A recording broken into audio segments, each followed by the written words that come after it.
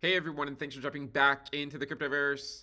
Today, we're going to talk about Bitcoin, and we're going to be providing an update on the bull market support band. If you guys like the content, make sure you subscribe to the channel, give the video a thumbs up, and check out the sale on Into the Cryptoverse Premium at intothecryptoverse.com. Link is in the description below.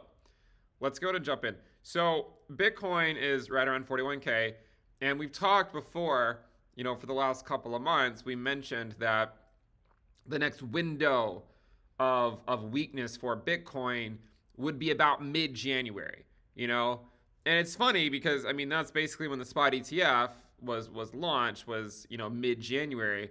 But the reason for the weakness, in my view, it wasn't because of the spot ETF, right? Although I concede that that has something to do with it, right? I'm not under the illusion that it had no impact and that it was a huge hyped event that people, FOMO'd into only for them to just get sold on once it actually occurred. And, since mid-January, right, since that time frame, Bitcoin's dropped, about 16% or so, which is a pretty considerable drop for Bitcoin. It hasn't really had that many drops in a while. And actually, we had this chart, the days. I don't know if you guys remember this chart that I did, days since percentage decline. If you look at 10%, we finally had a 10% drop, right? So, while we were up here, when I did a video on this, we were at, like day 140 or something. And I was like, look, guys, we're probably gonna have a 10% drop soon because normally we don't go this much longer without getting a 10% drop. Now we have a 10% drop. We could say, all right, how long has it been? Have we had a 15% drop? Have not had a 15% drop as measured from daily closes. Yes, if you measure it from the wick, we've had a 10% or 15% drop, but we're only concerned about daily closes here, or at least I am. So we have had a mid-January correction. You might say, well, what is it about mid-January that sort of brings this on? And it's kind of interesting because if you go back and look at all prior cases of January, February of the halving year, Bitcoin has had weakness, right? It has fallen back into the bull market support band. Last cycle, you can see that we did that, right? We fell back to the bull market support band in Q1 of the halving year. And yes, we went a lot further below it because we had pandemic, recession, and the Fed printed a lot of money. But even the cycle before that, again, you can see there was weakness. Q1 of the halving year with Bitcoin, and it fell back to the bull market support band. Now it held support. And what's interesting is you go back another cycle, and sure enough, right? Sure enough, like every single time, mid-January starts to show some weakness, falls back to the bull market support band. Now, what's interesting is the 100-week SMA, because we've also tested, again, the 100-week SMA around this time frame, either the late part of the pre-halving year or the early phase of the halving year, right? We tested it right here in that cycle just before the halving year arrived. 2 cycles ago, we tested the 100-week SMA in January, February of the halving year, right? And then last cycle, we tested it. And sure, you can say, well, Ben, we only tested it because of the pandemic. But guys, it's happened every cycle. And we even fell below it. We, forget testing it. We went to the 100-week SMA, and then we proceeded to fall another 45% from there last cycle. Just for your reference, right? Just so you know, if you were not around back then in crypto, right? Like if you were not in crypto, if you want to understand the pain that people felt, a 45% drop below the 100-week SMA. Guess where that would put you today? A 45% drop below the 100-week SMA. That would put you back at the prior low. That's how crazy it was back then, right? We woke up, felt like the wind had been knocked out of us. I remember waking up that morning, and what was it, like March 13th or something? I remember waking up, like looking at my phone and looking at the price of Bitcoin. I'm like, how the hell is it $4,000? Like, this surely has got to be a mistake, right? I thought the app was glitching or something, but it turns out it was correct. And I mean, it goes to show you really can't take anything for granted. And what was interesting about that drop was it basically fulfilled that same thing with the regression rainbow of going back down to a lower regression band, right? Later on. So kind of an interesting tidbit that eventually did play out, even though it certainly seemed like it was never going to. I remember putting out a video. I wish I could take the time to go find it, but it was a video, I think like late 2019, early 2020, and I put out a video saying, hey guys, we might go to the 300-week SMA, and I sort of said it like, the reason for saying it was I was looking at sort of the prior cycles, and saying, all right, well, let me see if I can pull it up here. So let me make this one the 300 week, and we'll make this one the 400 week. So essentially what I said back then in that video, it's not a very complicated concept. It's pretty rudimentary, right? I mean, it was just, all right, guys, first cycle, we held support at the 100 week. Second cycle, we held support at the 200 week. Maybe in the third cycle, we'll hold support at the 300 week. And then sure enough, we did.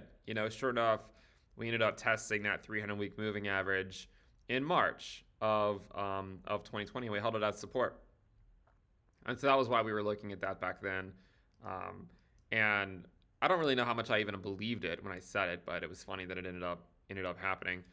Today, what I will say is that, first of all, we haven't even dropped to the bull market support band. There's no guarantee that we immediately test it. I will say there's some evidence to suggest that we could, but before we get to that, let's look at lower time frames. Let's look at the 4-hour chart. We've been in this range for a while, right? I mean, Bitcoin's been trying to hold that 4-week moving, or not the 4-week moving average. Bitcoin's trying to hold the 40K level for quite a while. I mean, we first got above it in December 4th. We tested again December 11th. Right here, we came pretty close to testing it again, December 19th, 18th or so, and now we've tested it again on January 19th. And, I mean, if we keep testing it, then eventually we could certainly break through it. If we break, right? If the floodgates are opened and Bitcoin breaks below 40K, then the next level to look at where the bulls would probably try to defend would be the bull market support band. And right now, the 20-week SMA is at 36.3K, 21-week EMA is at 37.3K, more or less 36 to 37K, right? Basically the same values, more or less, that we've been talking about the last several weeks. It's gone up a little bit because it was like 35K, but between 36 to 37K is still that area. And it's quickly approaching 38K, which is an interesting area because 38K is where we were building up to before we finally had a break above, right? So if we were to fall back into that bull market support band between like 36, 37K, if it happens a couple of weeks from now, it could be 38K. That's where the bulls are going to want to try to show up and see if they can hold the line. Are we going to go down there? Well, we could look at the 8 weeks. So we've talked a little bit about the 8 week for a while. The reason being is that, there have been a lot of times, at least recently, where once we got below the 8 week, we pretty quickly tested the bull market support band within a few weeks, right? You go below the 8 week, you go to the bull market support band. It's happened a lot. It even happened over here, right? You go below the 8, you go to the bull market support band. You go below the 8, you go below to the bull market support band. If you go to 2019, you'll see there's actually a slightly different story. 2019, we did get a weekly close below the 8 week SMA, and then we just got right back above it, and then we came back down and then eventually dropped. So yes, I mean, like we did break below it here. We got another push back up just to sort of draw more people in, and it wicked up, put in a lower high, and then it still bled back down. But what's interesting was once we got below that 8 week SMA and we went to, 9,100 from July 22nd, it took another 2 months just to get back to where that wick was, right? Another 2 months. The markets, I mean, it's really interesting because, when these breakdowns occur, you can be so sure that it's going to happen. And then it just breaks back up, and then it takes another 2 months for it to bleed back down.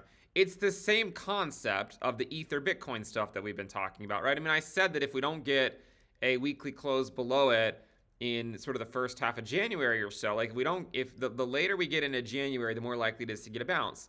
And that's why I said, look, it's got to be a weekly close below it. If it's not a weekly close, it doesn't count. And if it's not a weekly close below 0.049, then it doesn't matter. It can still bounce. And it did, right? We got a pretty big bounce.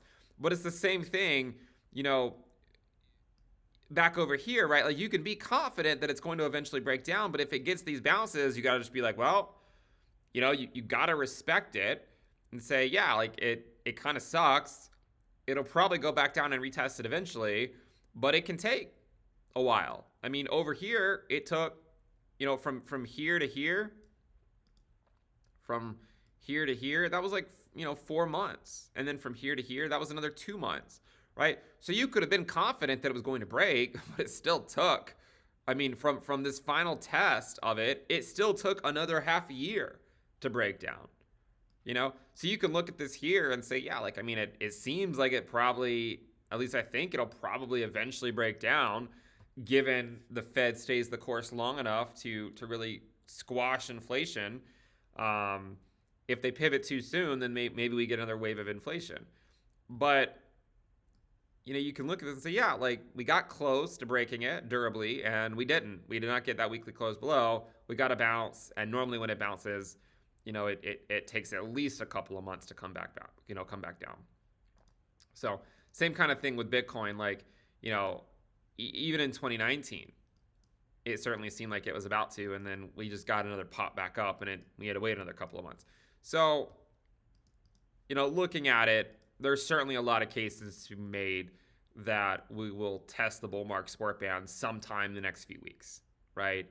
Are there intermittent rallies between now and then? It's really hard to say. Obviously, the S&P has had a pretty big move recently. But there are definitely times where they don't move together. I mean, in fact, over here, Bitcoin was going down while the S&P was going up, So it's not like they always move in tandem. But that's more or less where we stand, I think, right now with Bitcoin. And I mean, I guess 40K is still the level that needs to hold for the bull market support band to not come in play. But I will say again, if we go below 40K, the next level to look at, in my opinion, is going to be 36 or 37. Below that, you're looking all the way back down at these prior highs, right? Because a lot of times when Bitcoin breaks out, it does eventually retest it. I don't know why everyone acts like it's a big deal, but a lot of times when it breaks out of a range, at the very least, it retests it, typically. Over here, it finally had this breakout, and then it came back down, potentially sort of retest the bull market support band, right? It broke out, retest, and then it still just collapsed as a recession hit. So a lot of stuff to consider here, guys. Thank you guys for tuning in. I do appreciate it. Again, if you haven't given the video a thumbs up, please do. It certainly helps me out. And make sure you subscribe if you're not subscribed. And finally, we do again have Into the Cryptoverse premium sale still going on. Link in the description below. Make sure you check that out, lock in the lower rate, and I'll see you guys next time. Bye.